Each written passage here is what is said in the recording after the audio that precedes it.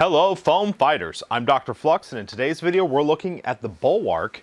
This is a build guide on how to build one of these. There's a lot going on here. This is a top loading magazine, Talon magazine compatible, and it is really cool.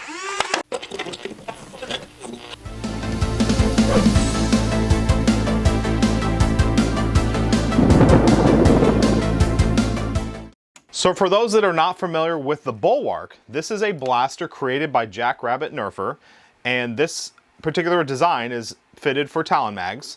I believe he is working on a version that takes katana, which is fine. I personally prefer the Talon mags.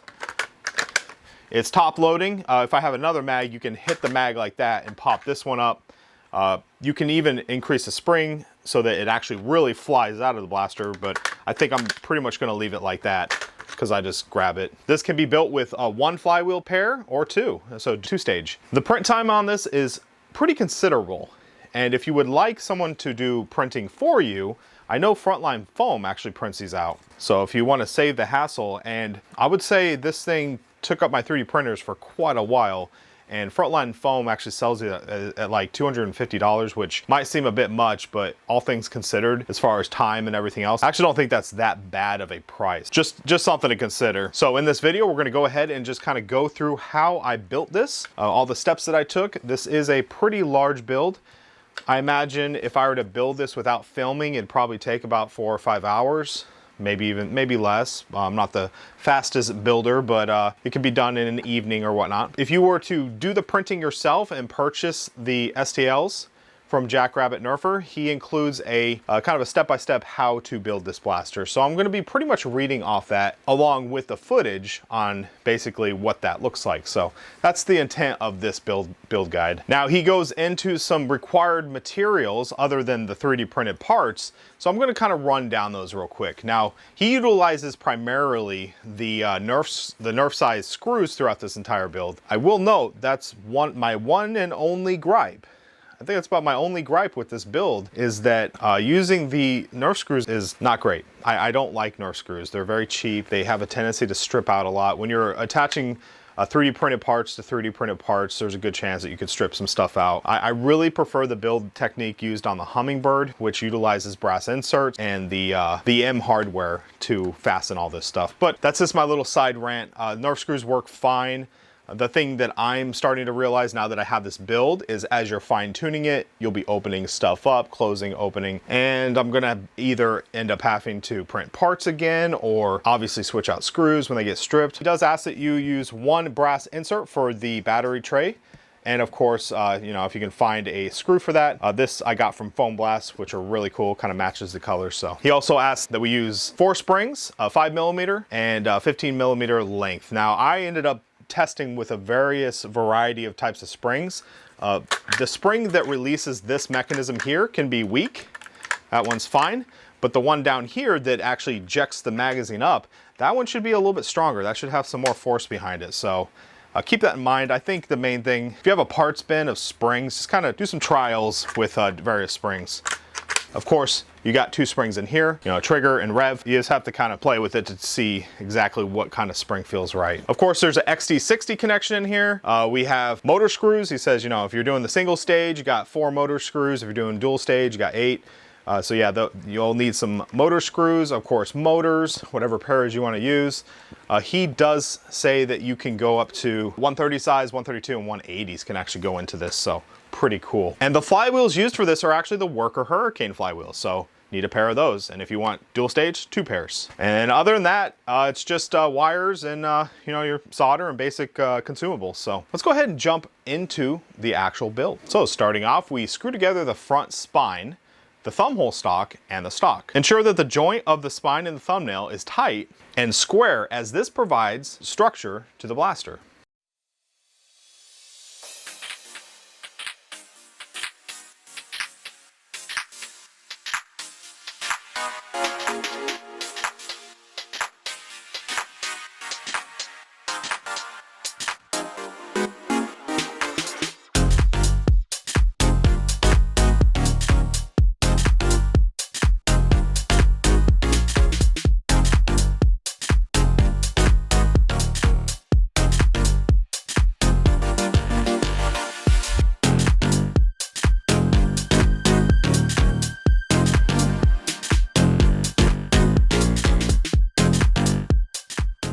Add screws into the rear of the mag catch assembly to add strength to the pegs. Screw the mag catch assembly to the right rear mid part. Ensure the mag catch and the mag spring lever rotate freely on their pegs.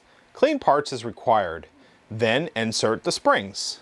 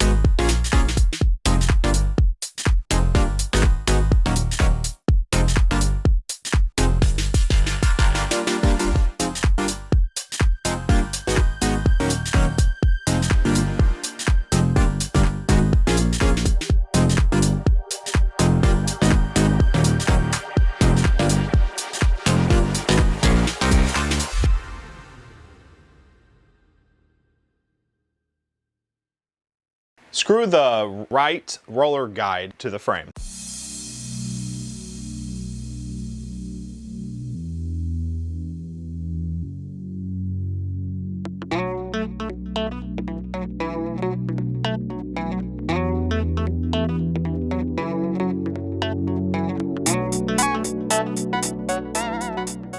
Put the rotor onto the N20 motor and insert into the right roller gauge. There's actually two types of rotors that you can use. One has a single pusher and the other has a pusher on each side. I ended up opting for the double. This basically increases fire rate. Lock N20 motor into place with the screw from the right roller guide.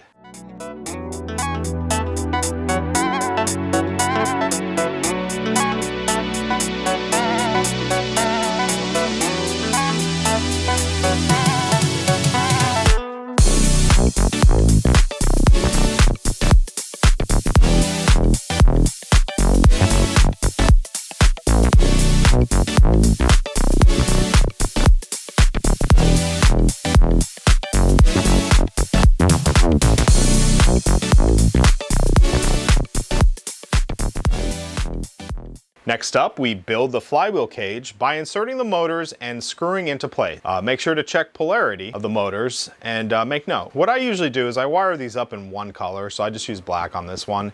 After I identify polarity, then I'll tag it out.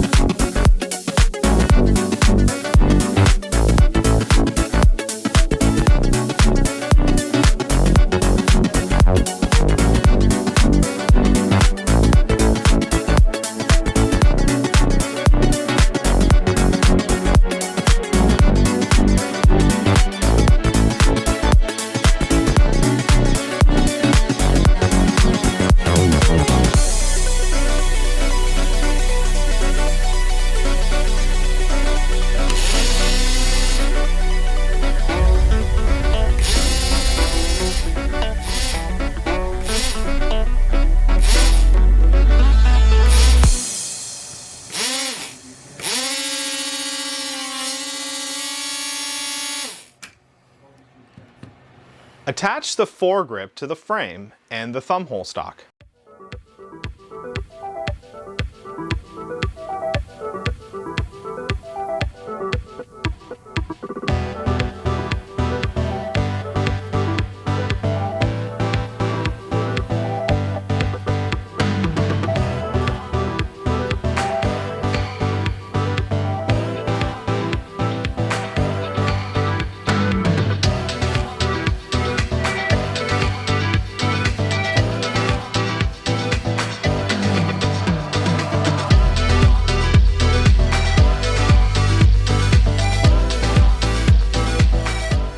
Insert the triggers, cleaning up or sanding as required so you have smooth operation. And then of course add springs. I also took it a step further and did some worker grease in here just to help smooth things up.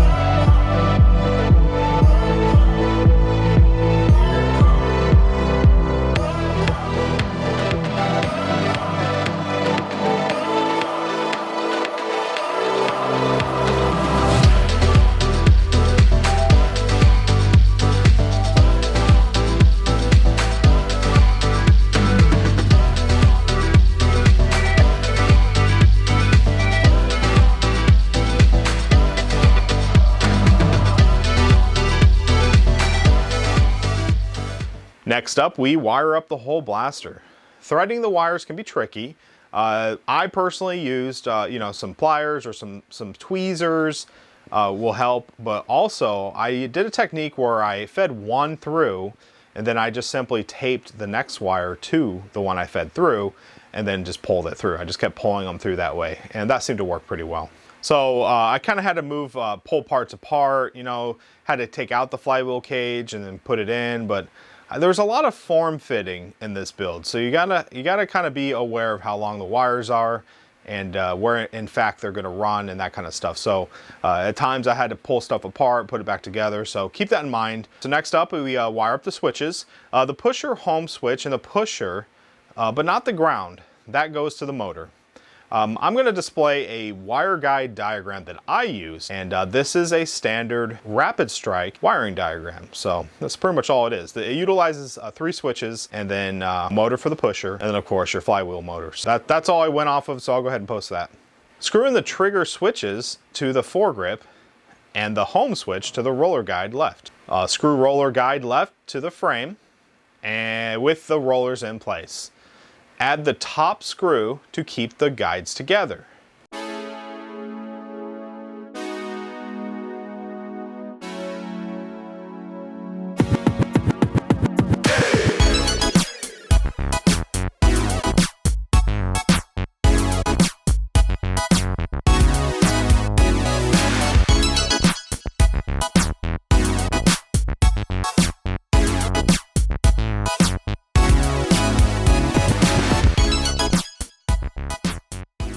Screw the flywheel cage to the roller guides and finish wiring up.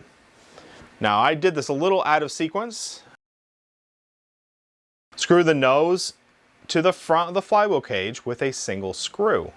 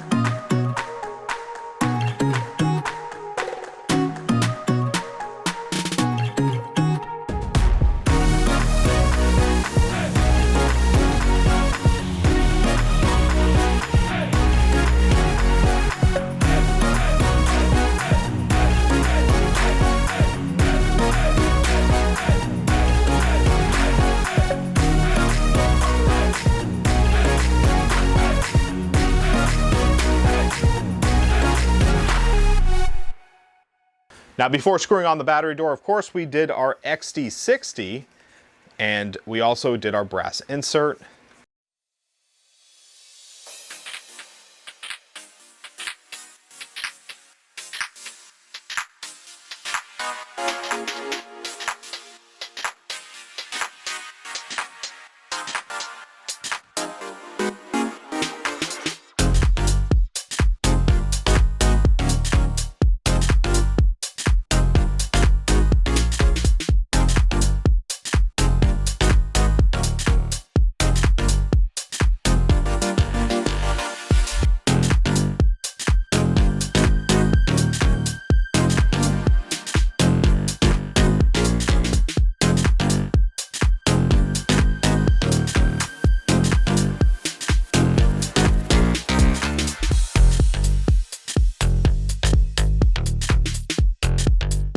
Of course, when this is all put together, go ahead and test. I actually do quite a bit of testing as I'm going through the build, just to make sure I'm on the right path. So I also check, I noticed when I seated my flywheels, I actually had a little bit more cleaning to do.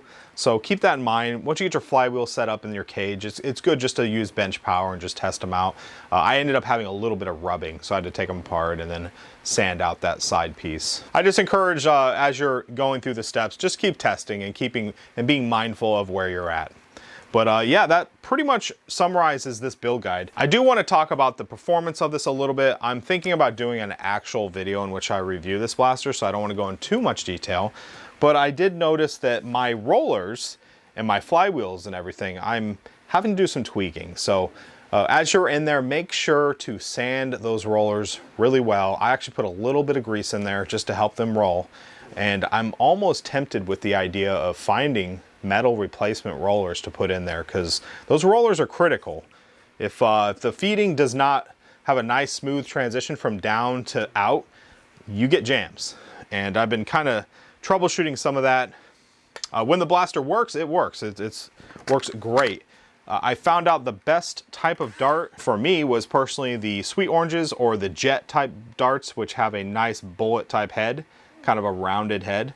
They seem to feed really nicely. I had some trouble with stuff with very sharp edges, like even like a cut down waffle or whatnot. I'm sure others have had better success with that.